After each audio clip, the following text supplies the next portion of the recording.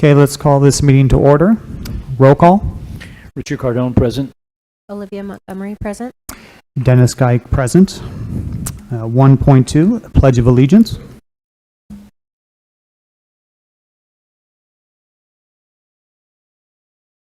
I pledge allegiance to the flag of the United States of America, to the republic, one nation, under God, indivisible, with liberty and justice.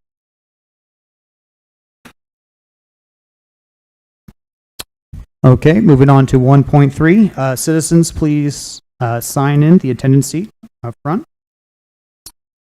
Moving on to 1.4. We have a call of the audience. We do have one request. Corey Burgess.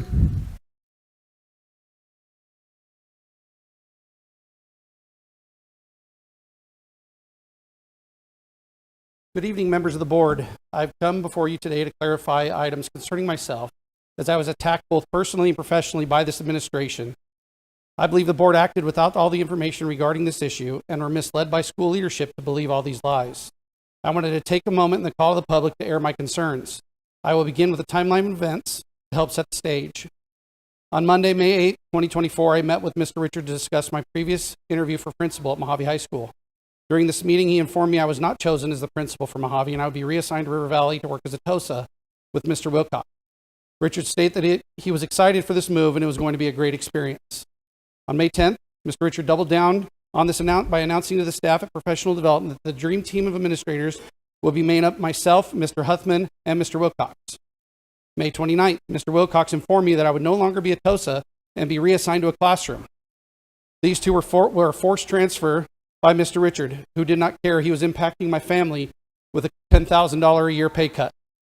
June 7th, I interviewed with a new district for a different position. On June 20th, the new board approved my position to start in July. I returned 4 days later from a vacation. I was off, and I offered my resignation letter to Mr. Wilcox first thing in the morning.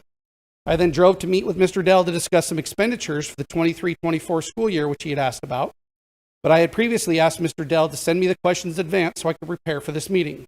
Mr. Dell never sent them to me. During this meeting, Mr. Dell asked me about 8 questions. I responded in depth on every question. Mr. Dell reduced my responses to a yes or no in his report. 2 weeks later, the CRUSH held its regular scheduled meeting. My resignation was not presented to the board for approval. Mr. Richard chose not to share my resignation with the board, I believe, to focus on his fake investigation. I was discussed in open meeting on personnel matters without my due process being followed. To make matters worse, accusations of wrongdoing were made without allowing me the opportunity to respond or gather information on these accusations. This occurred in several open meetings. Mr. Richard created a hostile work environment by placing me in a situation with Mr. Dell, an individual he was full aware of a grievance I had filed with the district against him. July 12th, 2024, a letter arrived in the mail stating I'm being placed on paid administrative leave beginning July 2024. During that board meeting, Dr. Cardone asked if the district was paying me for this time. Mr. Richard responded that yes, I was. This too was a lie. I had not been paid by the district. Furthermore, on July 1st, the district canceled my health insurance benefit without notification or offering COBRA. July 24th marks 30 days since my resignation which completed my contract with the 24-25 school year. It is my belief the entire problem began with my issues with Mr. Dell and escalated by my application for employment with another district. I notified Mr. Richard that I was applying for an administrative position with Needles. Mr. Richard stated he would never hold that against someone. I have since found this not to be true. Mr. Richard shared with several staff members my transfer was in retaliation for what he felt was me being disloyal to Mojave and applying with a different district, claiming I cannot have it both ways. This is why I was transferred. This is also my belief that Mr. Dell is carrying out a grudge against me for my grievance. I find it disturbing that the district has chosen not to use an independent investigator. Fired, Mr. Coerges. Would you allow me to finish my last 3 paragraphs? No, sir, your time has expired. Thank you very much. Okay, we're moving on to 1.5, approval of the agenda. Can I have a motion? I'd like to make a motion to approve the agenda at 1.5. We have a motion, we have a second. All in favor? Aye. Aye. All opposed? Okay. We got 1.6, Superintendent's Report. Mr. Clerk, members of the board, I would just like to respond to that call to the public. Mr. Burgess, you've lied to me. You've lied to children. For the board, I'd like you to know I've been in this profession for 25 years. I've never seen more funny business and crookedness with finances, money, documents, and how children are treated than what I witnessed with Mr. Burgess's behavior. His decision to resign was a good one. With that, let's move on to some better news. Ms. Gianamore, would you please come to the podium and present Mojave High School Student of the Month?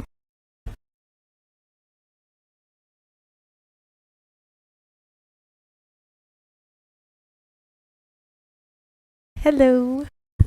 So tonight is actually senior awards night. So we're going to go a little bit quicker, and then me and my student are heading back over to the high school because she got some more awards she needs to receive.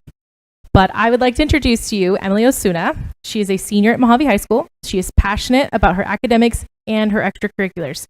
She played an instrumental role in helping us plan the first every 15 minutes that we've had at our school since 2017. She attended meetings all year, and she assisted in having a say for the students. Emily also works a job, and she also completed her associate's degree while being very active on campus this year. She truly embodies the phrase service above self. As Interact president, she was the guiding force to help beautify 3 different areas on campus, and she's always willing to help. This year, Interact implemented a new program called the Spring Closet Cleanout, and they partnered with our exceptional students and our McKinney-Vento program to collect, clean, and organize clothes. Emily leaves us this year to pursue her bachelor's degree at NAU, but she will be greatly missed because she has spent her time at Mojave making it better for everyone. I'd love to introduce you guys to Emily Osuna.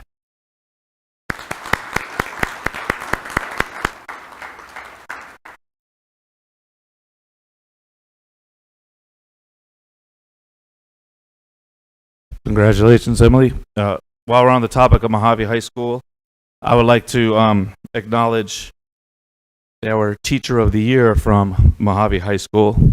That's someone who has taken a great leadership role in our transition to a professional learning community, someone who does a great job in the classroom and builds great relationships with students, and just a great, reliable, hardworking employee, and that's Mr. Brad Hoffmeyer.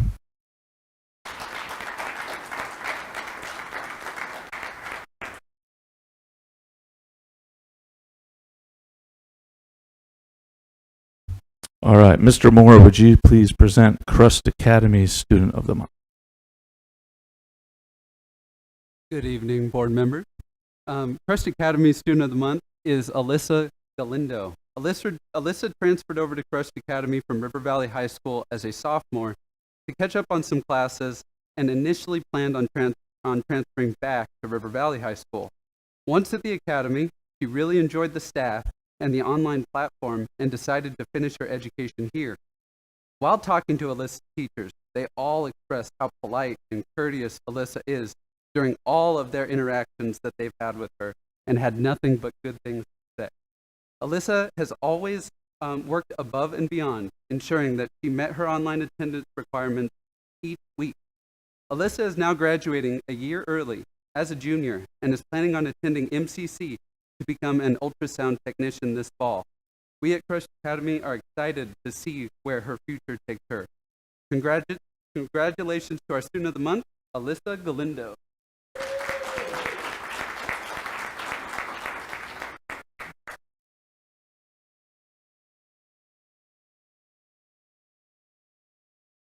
Congratulations. And our Teacher of the Year from CRUHSD Academy is someone who's described as someone with a great heart for kids, someone who works very hard, really goes the extra mile, builds great relationships with students, and does a great job of collaborating with others, and that is Miss Teresa Shepard.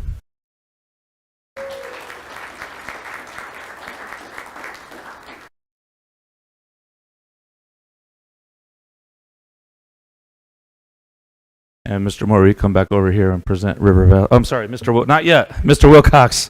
River Valley Student of the Month. I see how it is. All right, this is my very last Student of the Month. Our Student of the Month from River Valley is Ryan Viramontes. He's a senior this year. He will be graduating on Saturday. He is one of our top 10% students at River Valley High School. In class, Ryan works very hard. I know when I'm in there observing classes, all the students kind of watch Ryan to see how he's going to answer, to see if they can answer the same way, because he's 99% of the time is correct on what he's talking about.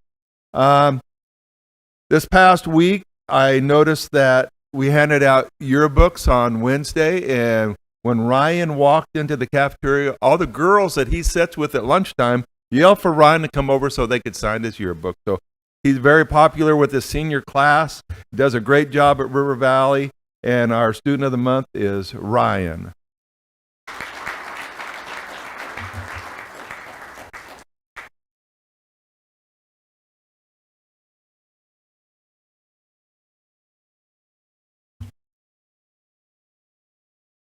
Congratulations, Ryan. Our Teacher of the Year from River Valley High School is someone who does a great job in the classroom. He's also the head football coach for the school. It's Mr. Adam King. Mr. King, one thing I like about him is he really makes sure that students are students first, student athletes, and that they're students first. And he does a great job of ensuring that they understand they have to get good grades and behave well, both on and off of the field. And he sets a good example for them. And he kind of sets an example that our other head coaches in the district could follow. So congratulations, Mr. King.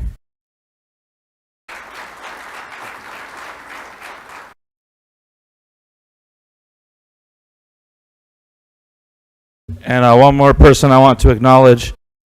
This person's been with our district for about 30 years, I think over 30 years. It's Dennis Sercu. He's our lead mechanic in the transportation department. For those who've been in the district for a long time, he pretty much built that department from nothing. He's going to be retiring in January, so this is really our last chance to recognize him. But I would like to recognize Dennis Sercu as our classified employee of the year for the school district.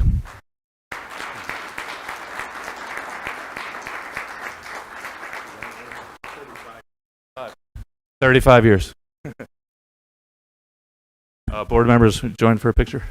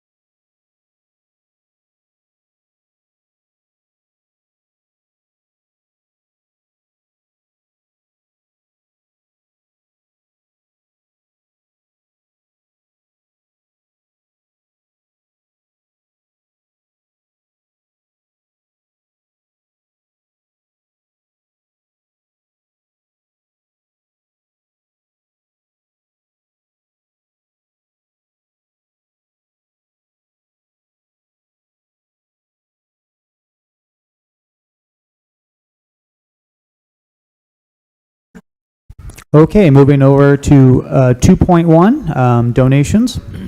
We had an anonymous donation of a Monster G130 speaker valued at $494 donated to River Valley School Football Program.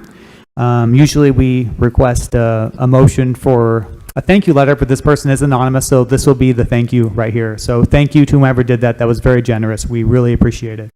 Very nice. Thank you. Okay, moving over to 3.1, the consent agenda. Mr. President, I'd like to make a motion to accept the consent agenda. Second? All in favor? Aye. Opposed? Abstain.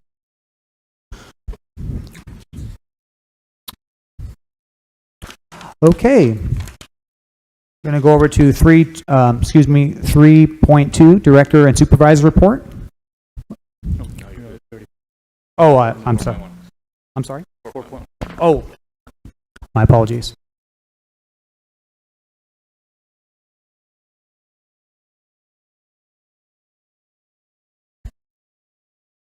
All right, 4.1, discussion of possible action on the second read of policy 1-302, governing board meeting and open meeting law requirements. Well, Mr. President, I'd like to draw attention to the paragraph under board meeting agendas. This is the point of contention in the second sentence. I think it should read not request, and there should be no language consider. It should be as intended when we had the meeting.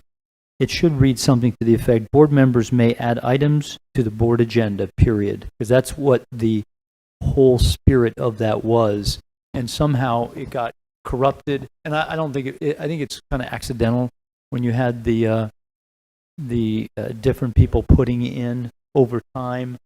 These old things kept coming back, you know. So I think that's how it was. I don't think it was ever done intentionally to put that in there, but the spirit was that any board member could add something on a meeting.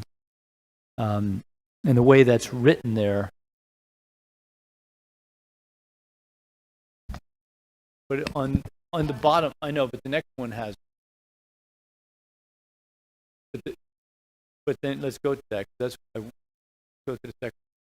Back out of this. See, all right, just back out of this for 1 second.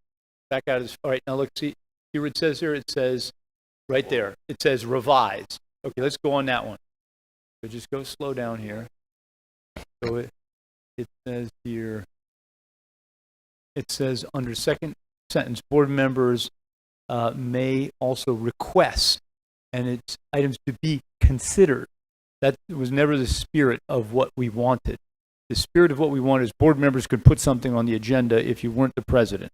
And we all agreed on it. It was unanimous. So, like I said, I think over time when you have the attorneys and the trust, when they add things in there, they forget. And it just gets put in there in like a pile-on of policies, and it gets overlooked. So I think we have to remove that sentence, and I think the sentence should be worded, board members may add items to the board agenda, period. And it is very clean, simple, and it's understood, and that was the spirit of the unanimous discussion that we had. Right, and that was my memory as well, and it was 48 hours prior, and that's when we can add it. So, and I think it should be not just written. I mean, if it's something that is super long, I think it should be written. But if it's like, hey, put something on about the S3 group and an update, I don't think you should have to write a big long thing on that. But if it's, you know, if you want to revise some policy and you have all these words there and stuff, I don't think that, you know, I think it should be written. So I think it should be something to the effect that 48 hours is fine, but not necessarily in writing. I'd say request in writing if lengthy, and, you know, request over the phone maybe if not. Yeah. You have to use your judgment. I mean, like I said, if you want to have like 50 different paragraphs you want to change, you should write that down. But if it's, like I said, if just they put on something about the S3 group, give us an update. I don't know that it has to be like a formal, you know, official thing. okay, right. So I suppose we should make a motion to strike that sentence and then add the amended language Yeah, as you I'll mentioned? make the motion. Okay. So I'd like to make a motion, we strike that sentence in blue, and we put in there instead, board members may add items to the board agenda, period. I second. Okay, we have a motion, we have a second. All in favor? Aye. Aye. All opposed? Okay. Going to 4.2, discussion and possible action on the second read of the Master's Reimbursement Program Policy Revision. And my understanding is mostly this is because we are not using an accredited agency anymore, and we need to revise it for that reason. Is that my understanding is correct? Yes, Mr. Clerk, if you look at the highlighted areas, this is what was discussed at the last time the board looked at this. We're just crossing out the highlighted part and ensuring that the graduate degree is from an accredited institution.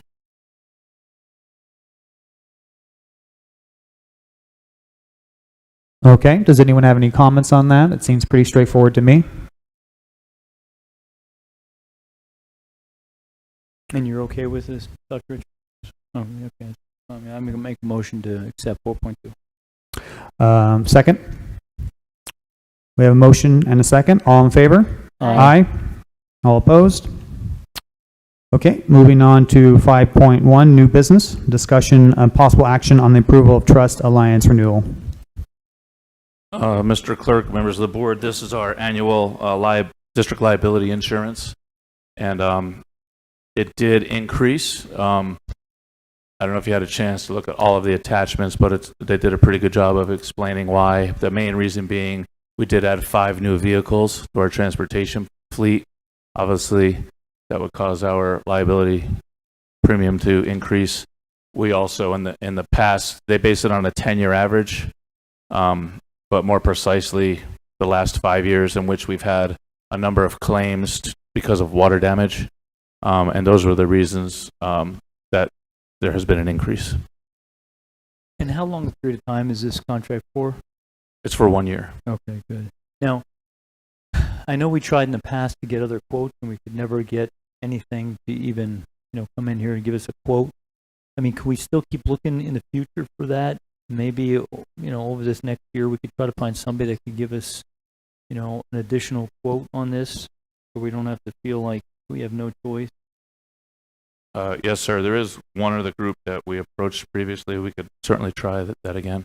I mean, at one time, one person showed up, but he didn't have anything, anything at all. It was just, he came here and said, we can get back to you, But, I hate to just feel like we have no choice here.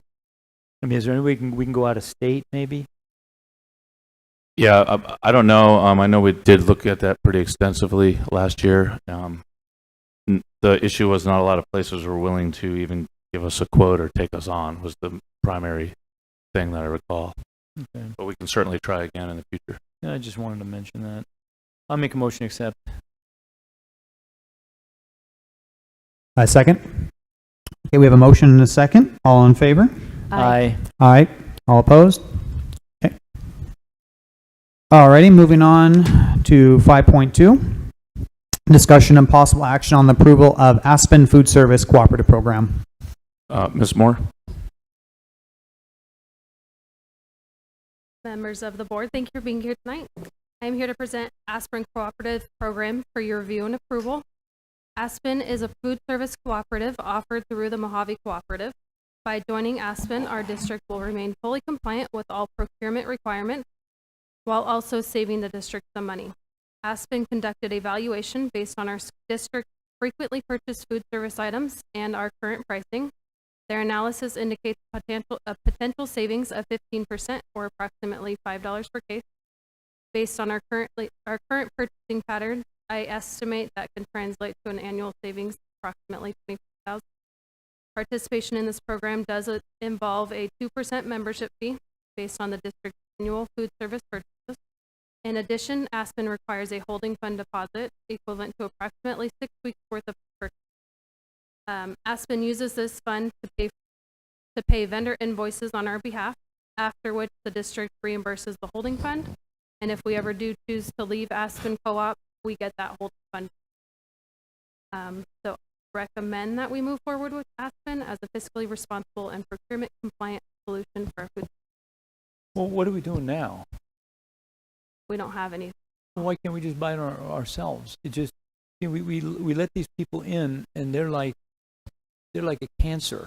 They just keep growing and taking more, and that's what we had to do when we got rid of the last food service. Now, what are they going to actually? They're just purchasing. That's it. So they're part of the Mojave Cooperative, so they offer the lower pricing. So we go through Shamrock Foods right now. Their contract is with Shamrock Foods, and so we get just lower pricing on that. Well, I mean, why do we need them? I mean, just see, we just pay these people. I don't think we should. Where we get lower prices on the food by going through this vendor, which is already part of the Mojave Co-op. Now, does it save us any money? I mean, and is Yes, there sir. some increase, like every year, all of a sudden it's a 5% increase we don't even know about? No, what were the savings again, Ms. So Moore? it saves us about $25,000, and then it cost us $3,600 to be part of the co-op. So it's going to save us about $20,000 in food purchase. And all they're doing is purchasing. That's all they're doing. So Yep. they're not doing anything to do with point of service, selling food. No, all of or our employees do making that. food. Yeah, all of Okay. our employees do that. I mean, what's done at other districts? This is common that districts do similar types of things to try to get lower rates on the food that we purchase. So the auditors last year also recommended that we go through Aspen. Decided not to. Well, and what's the length of their contract? You So guys- there's no contract. It's just we join the co-op. We'll approve it again next year. But if we decide to forego it in 2 I months, see. then we get the money. No, there's no like 90 days before a year from now, is there, where like you can't even keep track of that, and all of a sudden those 90 days are done, it automatically renews. There's none of that, right? No. Nope. We have to come back every year and then get it renewed with the board. So you would be replacing Shamrock with Aspen, and we would be saving money. So Aspen does go through Shamrock, just Okay. saves us money, and then it keeps us in procurement compliant. So it makes it so we don't have to go out to bid to make sure we're not exceeding that $100,000 limit. We won't have to go out to bid. They did the bidding for us. And we basically just tack on, I see.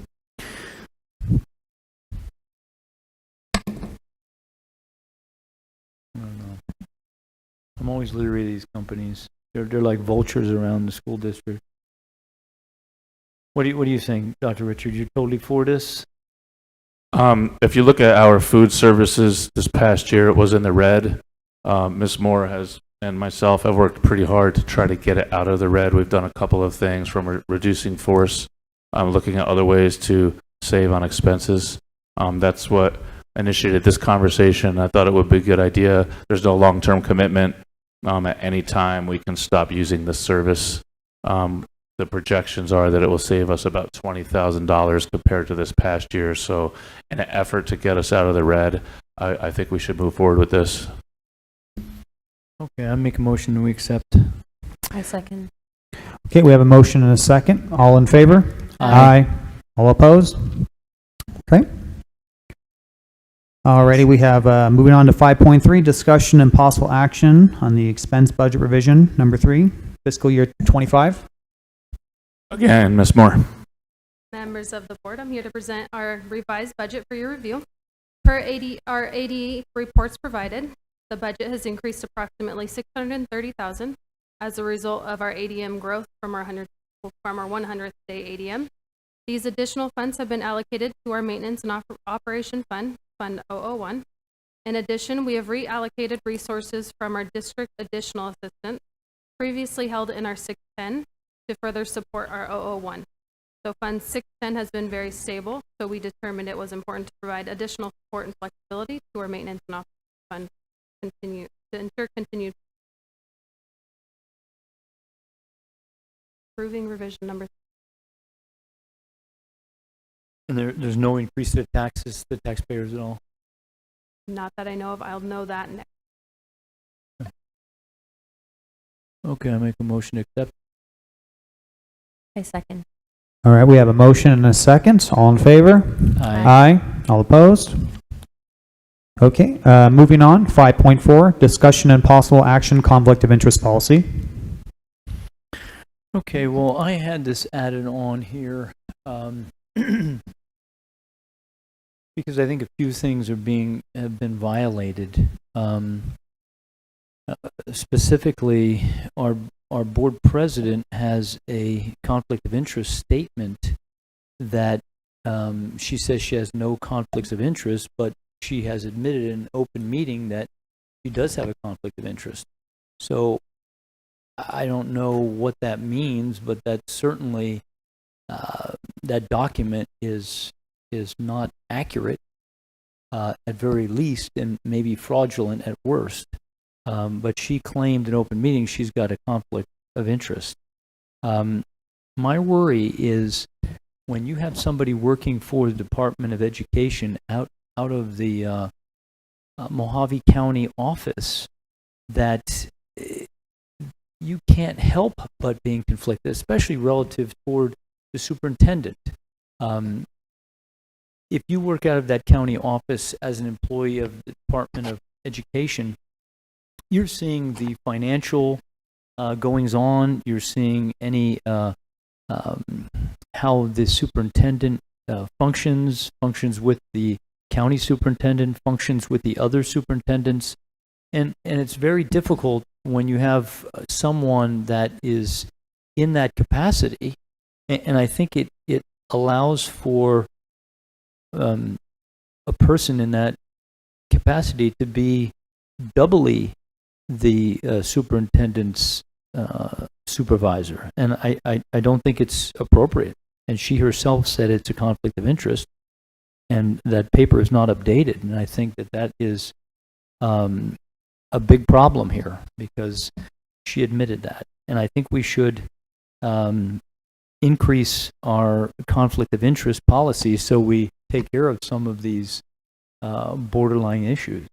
And at very least, she shouldn't be able to, I don't think she should be able to function in a dual capacity, but very least not give his evaluation. What do you think? If you have a conflict of interest like that, and you have a relationship, as you say, then yeah, there is potentially a potential where that can be a problem, especially when you're going to evaluate somebody. It needs to be impartial. And if you have a personal relationship with someone, that can cloud one's judgment. On this particular case, you know, I'm not that well informed on the particular facts of the matter, but your logic, as you say it, I think that's you are you're making a point that I think is fine. I mean, she herself admits there's a conflict of interest. I mean, and you know what kind of is? It's too bad she's not here to defend herself, but we gotta move forward with these meetings. You know, it's kind of unfortunate that she said there was no conflict until it was agendized. Then she came clean to say it was a conflict of interest. She hasn't updated her form at all, and that's certainly problematic. But I think at very least we have to spell this out in this policy that I would say that if you work for the Department of Education under the Mojave County, if you're in La Paz County and Coconino, Yavapai, and doing it over there, okay, there's no real conflict. You're not talking to Mr. Warren on a daily basis on what's going on, and is there a grant that has to be, you know, an application filled out for some grant, and there's a timetable for that, and maybe our district didn't do that, and you know, there's certainly room for conflict relative to the superintendent's performance. That at very least she should recuse herself from that. But I think we should spell it out in this policy, because it's rather nebulous. Can we look at the language that's as close to this situation as possible? Do we have that highlighted somewhere, or? Because I'm still new to this, and I'm still learning. When she said she wouldn't be involved in CRUSH, and I believe it was fulfilled because her brother was a superintendent, does that, because I'm still learning, does that not like help the conflict of interest, or We're talking about her Well, evaluating. it somewhat helps it, but, you know, it doesn't answer it. When they're sitting up there at their round table, I don't know how many, they don't have that many people. And when they're saying there's funds available for our county, and get out there and tell the superintendents, and they sit down, did all the superintendents apply for this money? Well, yes, this district did, that district didn't, this guy, he wouldn't answer my emails back. And, you know, all of a sudden, you can't help but be conflicted. So I don't think, I mean, if she wants to do that job, I think she has to totally have hands off of the superintendent and our district in any possible way. And if it comes to his evaluations, I don't think she should really, I think she should recuse herself from at least his evaluations. I mean, at least that, and anything that has to do with any kind of fiscal or budgetary matters with the county that is complicated in any possible way by a discrepancy back and forth with the county and different funds. I just can't see how she could be completely unbiased in that, you know, in that capacity.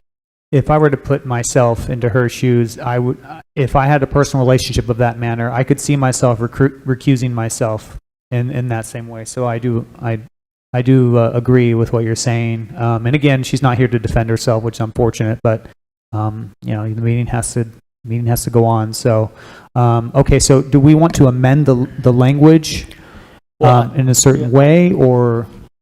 Well, I'd like to add it on, and we can figure out where to put it, but I would say anybody that is a member of the Arizona Department of Education out of the Mojave County branch should not be on a school board in our district. In our district. That's what I think. That maybe, I don't know if anybody is interested in that, but repeat I'm sorry. Well, I would say if you are in the Department of Education under the Mojave County district, you probably shouldn't be on the school board in a district that oversees that. It just doesn't seem to be appropriate.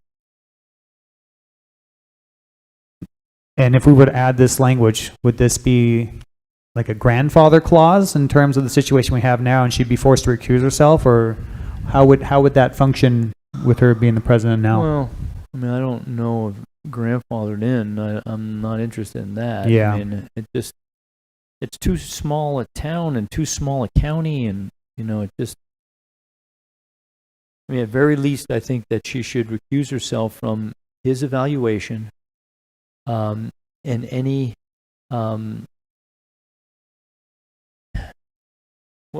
tell me more about her interaction up there. What is her function there?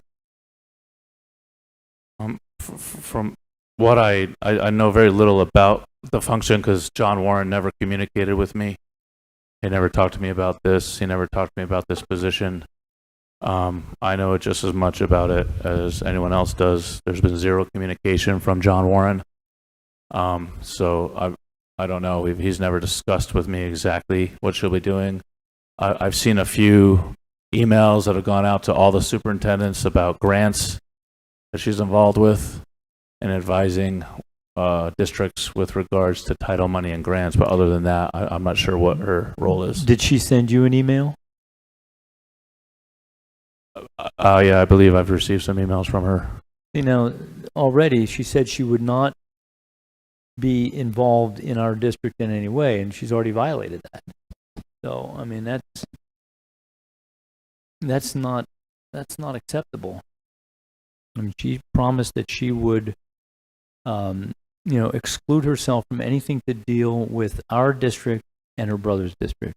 And clearly, if she's sending him emails about grants and funds, you know, she's violated that. So I think we have to have some kind of language in here that makes it very clear what one's role is here and what one's role is elsewhere. And this is certainly a gray zone that is contentious.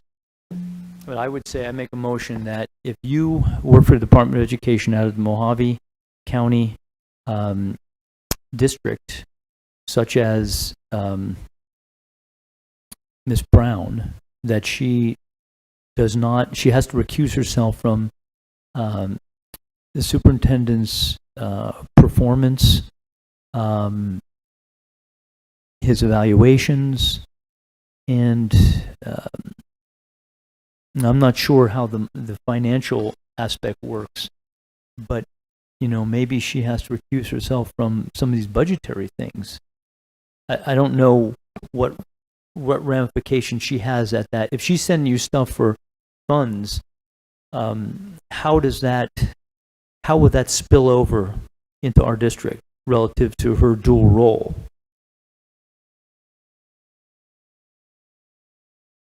I'm really not well versed in how that would work. I've never worked somewhere where the county superintendent would appoint a school board president to work for his office. Yeah, exactly. So I've never heard of that before. Exactly. And even the Arizona Department of Education has a conflict, so it's not like we don't have any grounds for discussing this.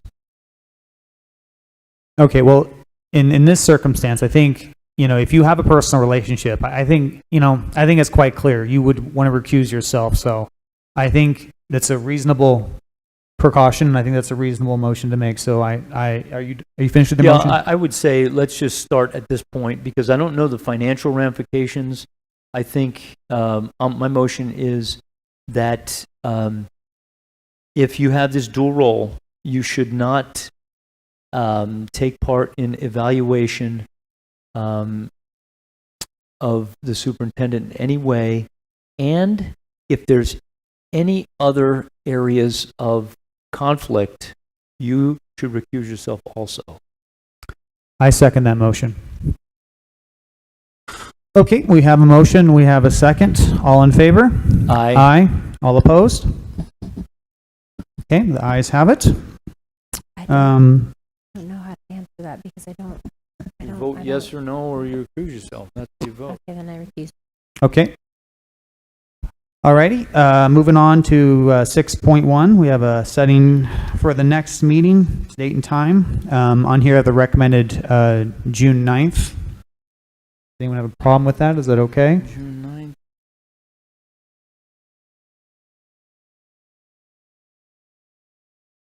Good for me. Yeah, it's good for me too.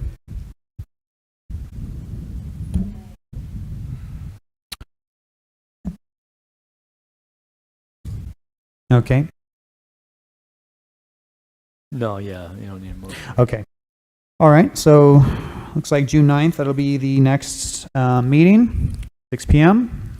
Moving on to 7.1. Do we have a motion to adjourn? Make a motion to adjourn. Second. Motion. We have a second. All in favor? Aye. Aye.